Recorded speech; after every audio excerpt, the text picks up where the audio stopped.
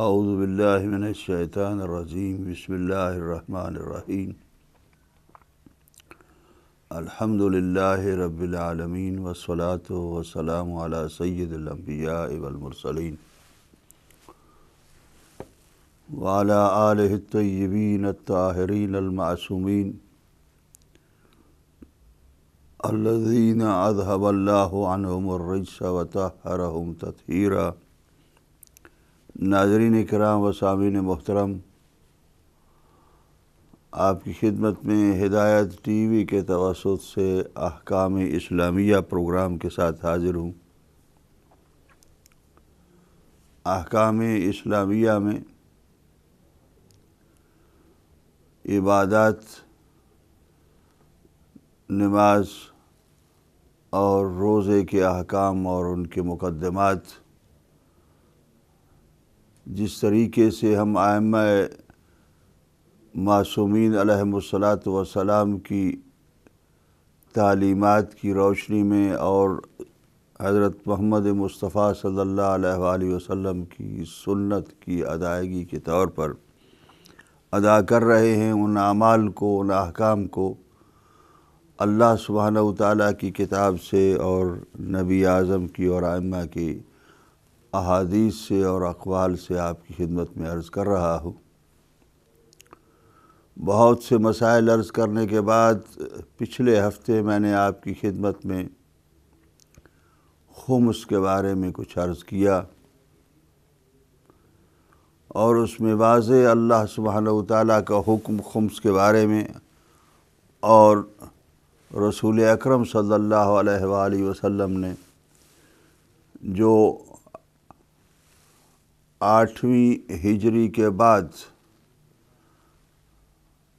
خطوط لکھے، وفود کو پیغامات دیے، ان پیغامات کو آپ کی خدمت میں بیان کیا کہ ہر پیغام کے اندر اور ہر خط کے اندر رسول اکرم نے صلی اللہ علیہ وآلہ وسلم نے زکوٰۃ کے ساتھ خمس کو مینشن فرمایا۔ کم از کم 10 کے قریب وہ وفود کو پیغام اور خطوط جو ہے میں نے آپ کی خدمت میں عرض کیے تھے۔ یقیناً خمس ایک اللہ سبحانہ وتعالیٰ کا حکم ہے اور آیت نے واضح طور پر خمس کا حکم دیا ہے۔ جو آیت سورہ انفال کی آیت نمبر 41 ہے، جس میں اللہ سبحانہ وتعالیٰ نے ارشاد فرمایا ہے کہ انما غنمتم وعلموا، جان لو کہ جو کچھ بھی تم کماؤ، جو کچھ بھی تم حاصل کرو، جو کچھ بھی تم پاؤ، اس میں سے فَأَنَّ لِلَّهِ خُمُسُهُ، یقیناً اس میں سے اللہ سبحانہ وتعالیٰ کے لیے خمس ہے، وَلِلرَّسُولِ، اور رسول اکرم صلی اللہ علیہ وآلہ وسلم کے لیے ہے، وَلِذِي الْقُرْبَى، اور رسول اکرم کے نائبین اور خاص نائبین کے لیے کہ جو قربا میں سے ہیں۔ ائمہ ہدیٰ علیہم الصلاۃ والسلام اس سے مراد ہیں ذی القربہ سے، اسپیشلی جس طریقے سے یا ایھا الذین آمنوا اطیعوا اللہ واطیعوا الرسول واولی الامر منکم، یہ اللہ کی اطاعت، اللہ کے رسول کی اطاعت اور اولی الامر کی اطاعت، تو ان تینوں کا اپنا اپنا ایک حق ہے اس میں سے کہ جو آپ کسی نہ کسی طریقے سے کمائیں، ارن کریں، حاصل کریں، کسب کریں، جو آپ کو پہنچے، جو آپ کو ملے فائدہ۔ ایک اللہ کے لیے حصہ، ایک اللہ کے رسول کے لیے، اور ایک اللہ کے رسول کے قریبیوں کے لیے، اور قریبیوں سے مراد یہاں پر عام جو سادات کرام ہیں وہ نہیں ہیں، بلکہ ائمہ معصومین علیہم الصلاۃ والسلام ہیں۔ اور ان قریبیوں میں سے پھر اس کے بعد والیتامى، یتیموں کے لیے ہے، والمساکین مساکین کے لیے ہے، وابن سبیل اور مسافروں کے لیے ہے۔ ان کنتم آمنتم باللہ ہے اسٹیٹ اوے، اس کے بعد کہا گیا ہے کہ اگر تم اللہ پر ایمان لائے ہو، وما انزلنا علی عبدنا اور جو کچھ ہم نے اپنے بندے پر نازل کیا ہے اس پر اگر ایمان لائے ہو، یوم الفرقان اس فرقان کے دن، فیصلے کے دن، بدر کے دن، یوم التقى الجمعان جب دونوں لشکر آپس میں ایک دوسرے کے سامنے کھڑے تھے، واللہ علی کل شیء قدیر۔ بدر کے دن کی نازل ہونے والی یہ آیت کے بارے میں خمس کو بیان فرما رہی ہے، اور جبکہ اس خمس والی آیت کو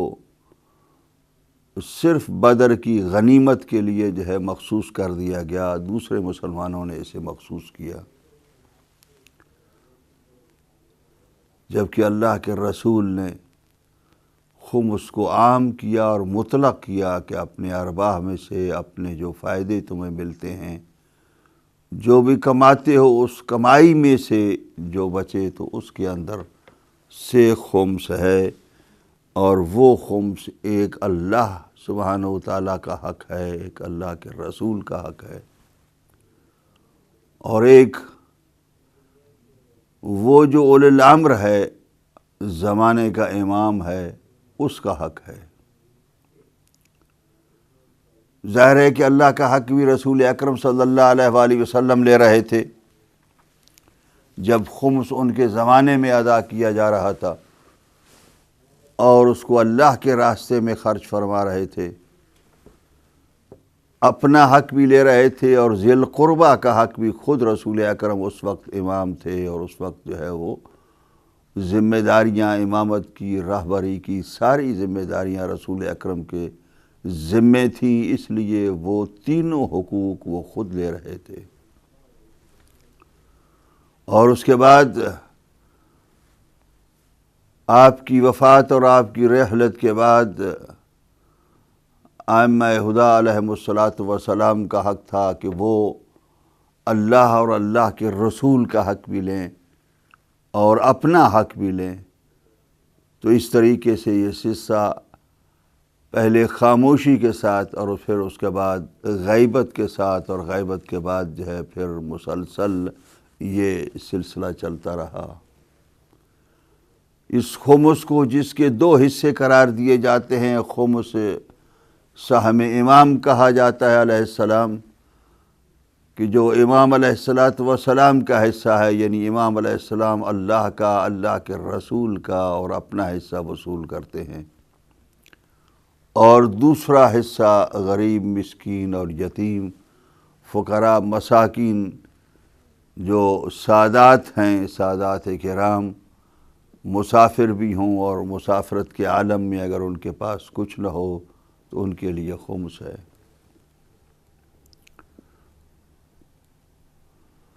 امیر المومنین علی ابن ابی طالب علیہ السلام نے ایک موقع پر ارشاد فرمایا ہے کہ جو لوگ خمس نہیں ادا کرتے انہوں نے ہمارا حق ادا نہیں کیا۔ یہ اللہ پر ایمان کا حق یہ ہے کہ جو کچھ بھی انسان کمائے اور فائدہ جو اس کو ہو اور جو بچے، وہ اللہ کے نام پر نکالے،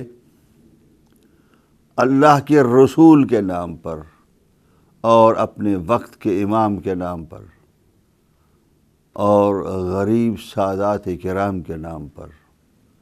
فقیر اور مساکین سادات کرام کے نام پر۔ اور اس کے لیے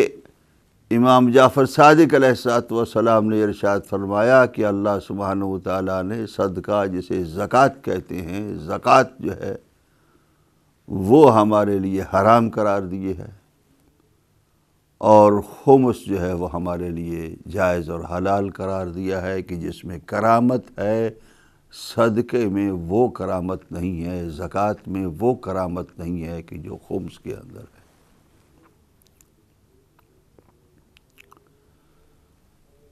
اللہ سبحانہ و تعالیٰ نے ایک نظام بنایا، اور اس نظام کے اندر سبحانہ و تعالیٰ نے ظاہر ہے کہ جب بھی کوئی سوسائٹی بنائی جاتی ہے، جب بھی کوئی معاشرہ اسٹیبلش کیا جاتا ہے، جب بھی کوئی قوم یا کوئی کمیونٹی کسی جگہ پر کسی ایک معاشرے کے طور پر کھڑی کی جاتی ہے، تو جہاں پر ان کی آداب معاشرت، جہاں پر ان کی اخلاقیات، جہاں پر ان کے اللہ سبحانہ و تعالیٰ کے ساتھ تعلق میں عبادات و معاملات اور دوسرے احکام کی ضرورت ہے، وہاں پر ان کی معیشت کو قائم رکھنے کے لیے بھی ایک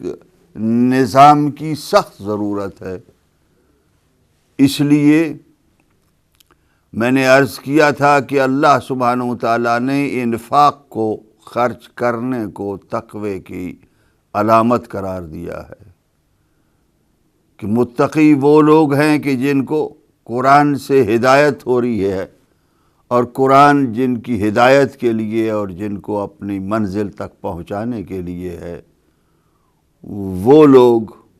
وہ ہیں کہ جو خرچ کرتے ہیں جو کچھ انہیں اللہ سبحانہ و تعالیٰ کی طرف سے عطا ہوتا ہے۔ یہ نسبت دینا اللہ سبحانہ و تعالیٰ کی طرف ہر شے کی، یعنی جو بھی انسان کو نعمت ملے، جو رزق ملے، جو اس کو کاروبار کے اندر، اس کے کام کاج کے اندر، یہ اللہ کے شکر کے طور پر ہے کہ اس نے ہی اصل میں وہ ایبیلٹی، وہ قابلیت، وہ اہلیت دی ہے کہ جس اہلیت کی بنیاد پر انسان یہ ارن کر رہا ہے، یہ کما رہا ہے، یہ حاصل کر رہا ہے۔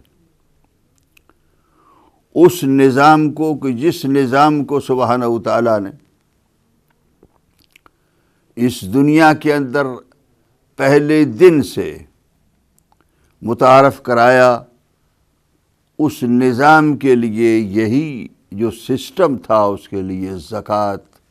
صدقات، ان کے اوپر بہت زیادہ زور دیا گیا۔ رسول اکرم نے بھی بہت زیادہ زور دیا، ائمہ معصومین علیہم الصلاۃ والسلام نے بھی جگہ جگہ صدقات کا، خرچ کرنے کا، اللہ کے راستے میں غریب و فقراء کی مدد کرنے کے لیے، اور دوسرے اپنے مومن بھائیوں کی مدد کے لیے خرچ کرنے کے لیے جو چیزیں اللہ کے دین کے اندر پیسہ خرچ کرنے یا جو انسان کا مال خرچ کرنے کے لیے جو راستے ہو سکتے تھے، ان سارے راستوں کے لیے کچھ نہ کچھ جو ہے وہ ارشاد فرمایا، اور پھر ان ارشادات کے اندر ایسی ترغیب دی کہ اس کا بہت ہی زیادہ ثواب ہے۔ زکوٰۃ دینے کا، صدقہ ادا دینے کا، خمس ادا کرنے کا، ان تمام چیزوں کا بہت بڑا ثواب ہے کہ جس ثواب کو انسان حاصل کرنے کا متلاشی رہتا ہے، اور جو متلاشی رہتا ہے، جو اللہ کی اطاعت میں، رسول کی اطاعت میں اور اپنے امام زمانہ کی اطاعت میں زندگی گزارنا چاہتا ہے، اس کے لیے یہ ایک بڑا آسان نہیں بلکہ بعض اوقات مشکل ہوتا ہے، لیکن اس کے لیے اپنی زندگی کو یقینی طور پر اس راستے پر ڈالنے کے لیے اگر وہ کہ جو راستے انہوں نے بتائے ان راستوں پر وہ خرچ کرتا رہے، تو یقیناً یہ اظہار ہے کہ ان پر وہ ایمان رکھتا ہے۔ اللہ کے نام پر بعض اوقات انسان بہت ہی یعنی سخت دل بھی ہو جاتا ہے، پیسہ ہے، مال ہے، اور بہت زیادہ تحقیق اور تدقیق کرنے لگ جاتا ہے، تو اس کے اندر بھی ترغیب ہے بہت۔ امیر المومنین علی ابن ابی طالب علیہ الصلوۃ والسلام سے کسی شخص نے راستے میں کچھ مانگا، امیر المومنین نے کچھ سوچے بغیر کچھ جو تھوڑا بہت تھا وہ ان کی جیب میں ان کے پاس وہ اس کو عطا کر دیا۔ تو جو ساتھی تھا امیر المومنین کے ساتھ، اس نے فرمایا، عرض کی کہ یا مولا، آپ نے بغیر دیکھے ہوئے کہ یہ کون شخص ہے، کیسا ہے، اچھا ہے، برا ہے، صحیح ہے، غلط ہے، مستحق ہے، ڈیزرو کرتا ہے، نہیں کرتا ہے، ایسے ہی دے دیا۔ آپ نے فرمایا میں نے کوئی بہت بڑی دولت اسے نہیں دی ہے، ایک معمولی رقم دی ہے، اور وہ بھی اس لیے دی ہے کہ اس نے اللہ کے نام پر سوال کیا تھا۔ علی ابن ابی طالب کو شرم آئی کہ ایک شخص اللہ کے نام پر مانگ رہا ہو اور اس کو میں خالی ہاتھ پلٹا دوں۔ تو یقیناً یہ ایک ایسی ترغیب تھی کہ جس ترغیب کے ذریعے سے انسان وہ اس معاشرے کے اندر زندہ رہتا ہے کہ جس معاشرے میں کسی کو محتاج اور مفلس نہیں پاتا۔ یہی اسی نظام کے اندر اگر آپ دیکھیں کہ اگر صحیح معنوں میں زکوٰۃ اور خمس کو کہ جو واجب ہیں انہی کو ادا کیا جاتا رہے، زکوٰۃ جو کہ زیادہ فارمنگ کے اوپر اور کلٹیویشن کے لیے گندم ہے، جو ہے، کھجور ہے، کشمش ہے، یا پھر اینیملز ہیں، گوٹ ہے، شیپ ہے،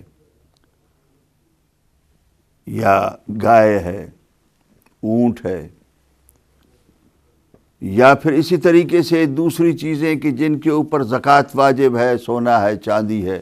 خزانے کے اندر جو آتے ہیں ملتے ہیں، تو ان زکوٰۃ کی جو ہے وہ علیحدہ وہ جنسیں ہیں اور اجناس ہیں کہ جن کے اوپر اللہ سبحانہ و تعالیٰ نے زکوٰۃ واجب قرار دی ہے۔ میں یہ عرض کر چکا ہوں کہ زکوٰۃ کا زیادہ ذکر کیوں ہوا اور خمس کا ایک آدھ مرتبہ ذکر کیوں ہوا قرآن مجید کے اندر۔ بہر طور وہ زکوٰۃ سے مراد صدقات بھی ہیں، اور ان صدقات کی ترغیب کے لیے کہ صدقہ جو ہے وہ بلا کو ٹالتا ہے، انسان کی زندگی کو لمبا کرتا ہے، طول جو ہے وہ اس کی زندگی طویل ہوتی ہے جو صدقہ دیتا ہے۔ اسی طریقے سے دوسرے فوائد صدقات کے بتائے گئے ہیں، اور یقیناً وہ ہوتے ہیں۔ تو اللہ کے راستے میں خرچ کرنے کے لیے اگر معاشرے کے اندر ہر مسلمان اپنی ذمہ داری کو محسوس کرے تو یقیناً اس معاشرے کے اندر کسی انسان کو، کسی مسلمان کو نہ بلکہ کسی انسان کو بھی بھوکا سونے کی ضرورت نہیں ہوگی۔ جبکہ ہم دیکھتے ہیں کہ بہت سے لوگ غریب ملکوں کے اندر بھوکے سو رہے ہیں، بغیر کپڑوں کے ہیں، ان کے پاس رہنے کے لیے جو ہے وہ سروں کے اوپر چھت نہیں ہے، ان کے لیے زندگی گزارنے کے لیے ذریعہ معاش نہیں ہے۔ تو وہ انسانوں کی مدد جو ہے وہ مدد ان اموال کے ذریعے سے کی جا سکتی ہے، اگرچہ واجب صدقات، زکوٰۃ اور خمس جو ہے وہ صرف مسلمانوں کو اور خمس سادات کو یا امام علیہ الصلوۃ والسلام کے نمائندے کو ادا کیا جا سکتا ہے، لیکن عام صدقات جو ہیں وہ دیے جا سکتے ہیں ہر انسان کو۔ اگر میرے اور آپ کے اندر ہمدردی ہے تو ہم یہ سوچتے ہیں کہ ہر چیز کو ہم سہم امام سے ادا کریں، یا ہر چیز کو ہم زکوٰۃ سے ادا کریں، نہیں، اپنے مال سے اگر ادا کریں تو بات یہ ہوتی ہے کہ اگر غریب کو، کوئی دکھی انسان کو دیکھتا ہے انسان، تو وہ یہ نہ سوچے کہ میں اللہ کے مال سے اس کو عطا کروں۔ زکوٰۃ جو ہے وہ غریبوں کا مال ہے کہ جو اللہ سبحانہ و تعالیٰ کا کلمہ پڑھتے ہیں، اور خمس اللہ اور اللہ کے رسول کا مال ہے اور امام زمانہ کا مال ہے اور سادات کرام کا مال ہے، اس مال سے میں کیسے ادا کروں؟ نہیں، بلکہ میں اپنی جیب سے اس سے ہٹ کر ادا کروں۔ تو یقیناً وہ انفاق کہ جو اللہ سبحانہ وتعالیٰ قرآن مجید کے اندر تقوی کی علامت سمجھتے ہیں اور جانتے ہیں اور اس کو تقوی کی علامت قرار دیا ہے، وہ تقوی اسی خرچ سے اور واجب حقوق کی ادائیگی کے بعد وہ جو انفاق ہے، اس انفاق کو اللہ سبحانہ وتعالیٰ کے راستے میں تقوی کا ایک بہت بڑا ذریعہ قرار دیا گیا ہے، اور دعا ہے اللہ سبحانہ وتعالیٰ ہمیں اس راستے پر چلنے کی توفیق عطا فرمائے۔ وقفے پر جا رہے ہیں اور تھوڑی دیر کے بعد انشاءاللہ آپ کی خدمت میں دوبارہ اذان مغرب کے بعد حاضر ہوں گے۔